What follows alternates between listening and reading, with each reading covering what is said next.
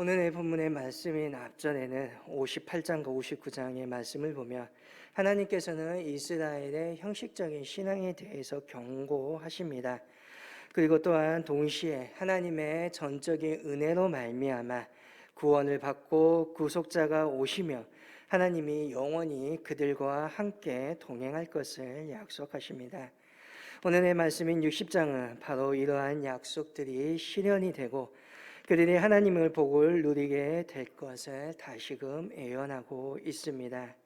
1절과 9절에 보면 하나님의 영광이 예루살렘 이스라엘에게 임하시며 그로 말미암아 이스라엘 시온성이 영화롭게 될 것을 말씀하십니다. 1절에 일어나 빛을 발하라 이는 내 빛이 이르렀고 여호와의 영광이 내 위에 임하였음이니라 라고 말씀하십니다. 하나님께서는 이스라엘을 향하여서 일어나 빛을 발하라 라고 말씀하십니다. 이 빛은 이스라엘 스스로가 내는 빛이 아니라 하나님의 빛입니다. 하나님의 영광이 빛으로서 이스라엘 위에 임하였으니 이 빛을 받은 이스라엘이 빛나는 존재가 되고 동시에 이 빛을 다른 사람들에게 비추어 주어야 한다는 것입니다. 2절과 3절에 있는 말씀대로 온 세상이 컴컴합니다. 이 암흑 속에서 오직 이스라엘만이 환하게 빛을 발합니다. 어쩔 줄 모르는 만민이 모두 그 빛을 보고 각 나라와 각 나라의 왕들이 하나님의 백성들을 향하여서 나아올 것을 말씀하고 있습니다. 이것은 이스라엘 백성을 향하신 하나님의 부르심이 무엇인지 다시금 상기시키는 말씀입니다. 하나님께서는 아브라함을 부르실 때에 복의 통로로 부르셨습니다. 뿐만 아니라 히브리 민족이 이집트를 탈출하여 출애굽할 때에 이스라엘 백성을 제사장의 나라가 될 것이다 라고 말씀하십니다. 이스라엘 백성이 강성해서가 아니라 보잘것없어 보이지만 하나님께서는 그들을 자신의 제사장의 나라로 삼으시고 복의 통로로 삼으셔서 모든 민족과 열방을 하나님께 인도하는 역할을 그들에게 맡겨주셨다는 것입니다. 그리고 그러한 이스라엘의 사명은 오늘 예수 그리스도를 통하여서 오늘 저와 여러분에게도 주어졌습니다. 오늘 주님께서는 우리를 택하신 족속 왕같은 제사장으로 삼으셨습니다. 주님의 그 진리의 빛을 우리를 받게 하셨고 이 어두운 세상을 비추게 하라라고 말씀하십니다. 오늘 저와 여러분이 어디에 있든지 무엇을 하든지 오늘 저와 여러분은 하나님의 영광이 우리에게 임하였으므로 하나님의 그 진리의 빛을 나를 통하여서 만방에 비출 수 있어야 한다는 것입니다. 이스라엘이 일어나 빛을 비출 때에 여러 이방에 흩어졌던 다른 자손들이 각기 그 나라의 재물을 가지고 예루살렘으로 되돌아오게 됩니다. 그리고 4, 5절의 말씀을 보며 열국과 열왕들이 사방에서 몰려오는 모습을 보여줍니다. 그런데 그들이 올 때에 그냥 오지 않습니다. 이스라엘 자손들을 안아서 데리고 옵니다. 그리고 그때 그것을 본 이스라엘 민족의 얼굴에는 기쁨의 빛이 역력하고 마음에는 기쁨과 평강이 충만하며 또한 마음이 점점 더 넓어져 가게 됨을 보게 됩니다. 6절과 7절에 예루살렘으로 몰려오는 열방이 가져오는 재물들을 열거하고 있습니다.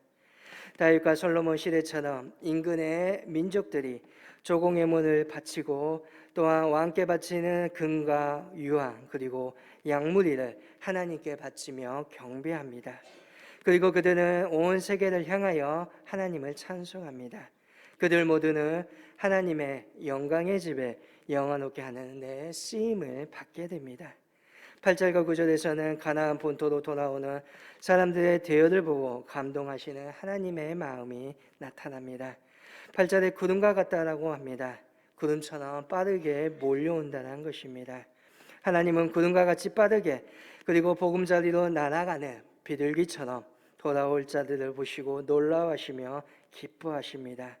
9절에서는 그들의 정체를 이야기합니다. 9절에 그 선들이 나를 앙망하고 다시스의 배들이 먼저 이르되 먼 곳에서 내 자손과 그들의 임금을 아울러 신고 와서 내 하나님 여호와의 이름에 드리려 하며 이스라엘의 거룩한 이에게 드리려 하는 자들이라.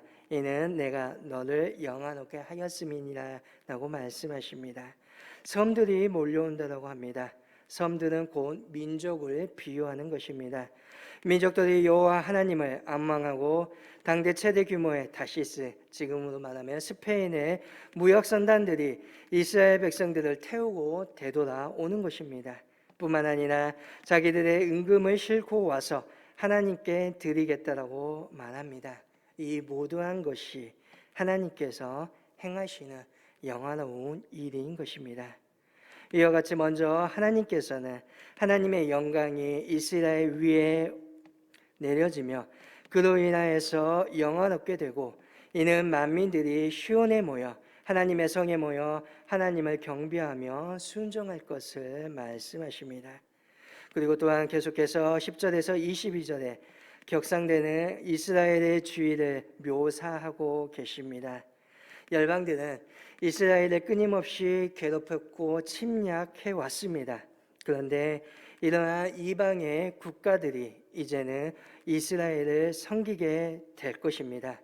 이는 하나님의 임재로 인하여 시온의 영광이 빛나기 시작하였기 때문입니다. 그래서 10절에 지난날의 비애와 고통을 이제 잊어버리라라고 말씀하십니다. 그것은 하나님의 진노, 노하기가 그쳤기 때문입니다. 이제는 하나님은 은혜의 하나님이시고 이스라엘을 불쌍히 여기시며 긍휼히 여기십니다. 10절에 말씀합니다. 내가 노하여 너를 쳤으나 이제는 나의 은혜로 너를 불쌍히 여겼은즉 이방인들이 내 성벽을 쌓을 것이요 그들의 왕들이 너를 섬길 것이며 라고 말씀하십니다.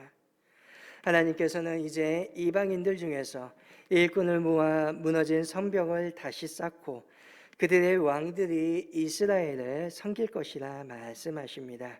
그리고 11절의 말씀처럼 새롭게 다시 건설된 성문이 항상 열려 있습니다. 이전에 이스라엘이 포로가 되어 사로잡혀 갔으나 이제는 예루살렘으로 요랑들이 몰려오며 제물들을 함께 가지고 옵니다. 끊임없이 조공이 몰려오고 사람들이 몰려오니 성문을 더 이상 닫을 겨를이 없다는 것입니다. 그리고 그들은 시온의 통치로부터 벗어나려고 노력하는 민족은 모두 다 망하게 될 것이다 라고 하나님은 말씀하십니다. 13절에 예루살렘 성전을 건축에 사용된 고급 목재에 대해서도 말씀하십니다. 성전을 아름답게 꾸미는 일, 모든 주변 민족들이 함께 참여합니다. 레바논의 영광, 곧 잣나무와 소나무와 한양목이 하나님의 거룩한 성전을 아름답게 꾸미는 데 사용됩니다. 하나님은 하나님의 발을 둘 그곳을 영화롭게 하신다는 것입니다. 이스라엘의 정복국들이 이스라엘과 운명이 바뀌어져 갑니다. 더 이상 이스라엘은 짓밟히는 존재가 아닙니다. 그들 위에 우뚝 선 이스라엘이 됩니다. 하나님께서는 그렇게 하시고 영화롭게 하시며 대대로 아름답게 기쁨이 이어지게 하십니다. 그리고 이방의 민족들과 임금들은 예루살렘을 이스라엘을 먹이며 모두한 것들을 대주는 존재들이 되어갑니다. 모두한 것이 하나님의 은혜로 이루어져 가는 것입니다. 그리하여 더 이상 이스라엘은 전쟁과 침략의 두려움이 없는 곳이 되게 될 것입니다. 쫓겨난 여인으로 비유되었던 예루살렘이 이제는 새로운 영광을 누리게 되고 더 이상 아픔과 슬픔이 없다라는 것입니다. 그들의 성벽에는 구원이, 그들의 성문에는 찬송이 불리게 되어지고 늠름하게 서 있는 예루살렘의 성벽이 그 안에 있는 사람들을 구원의 안도, 편안함을 제공하여 주실 것입니다. 이제는 예루살렘 안에 넘치는 화평과 구원과 공평과 정의로 말미암아 찬양의 소리가 넘쳐나게 된다는 것입니다. 하나님께서는 예루살렘에 영원한 빛이 되어 주시고 예루살렘의 영광이 가득하게 하여 주십니다. 해와 달이 없다라고 말합니다. 하나님께서 해 대신 달 대신에 빛을 비추시며 그 빛은 영원히 끊치지 아니하는 빛을 허락하여 주시겠다는 것입니다. 오늘의 말씀을 통하여 우리는 다시금 하나님의 약속의 말씀이 언제 어디서든지 이루어짐을 생각하면서 굳건히 붙잡아야 될 것입니다. 우리가 살아가고 있는 우리의 생활, 분명히 슬프고 힘들고 때로는 외로운 일도 있습니다. 때로는 아프고 때로는 고통스럽습니다. 온갖 어려움과 재난이 분명 우리의 삶을 가득 채우고 있습니다. 이러한 현실들을 볼 때 오늘 말씀에 약속하신 하나님의 구원과 그 말미암은 풍요, 영광은 비현실적인 일이라고 여겨질 수도 있습니다. 그러나 그 약속을 하시고 우리에게 말씀하여 주시는 분은 하나님이십니다. 그분은 전능자이심을 우리는 기억해야 됩니다. 우리가 하나님의 믿음으로 하나님의 약속을 바라본다면, 본문의 약속들이 반드시 이루어질 것임을 믿는 것이라면 오늘 하나님께서는 우리에게 놀라운 복의 미래, 축복을 예비하여 주셨다는 것입니다. 그로 말미암아 우리의 입술에 감사와 찬양이 넘쳐나게 될 것입니다. 우리가 바라봐야 될 것은 결코 땅이 아닙니다. 우리가 바라봐야 될 것은 하나님입니다.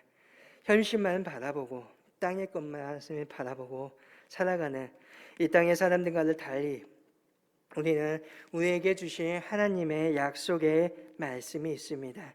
그 약속을 바라볼 수 있길 원합니다. 굳건한 하늘의 소망을 품고 믿음으로 살아갈 수 있기를 원합니다.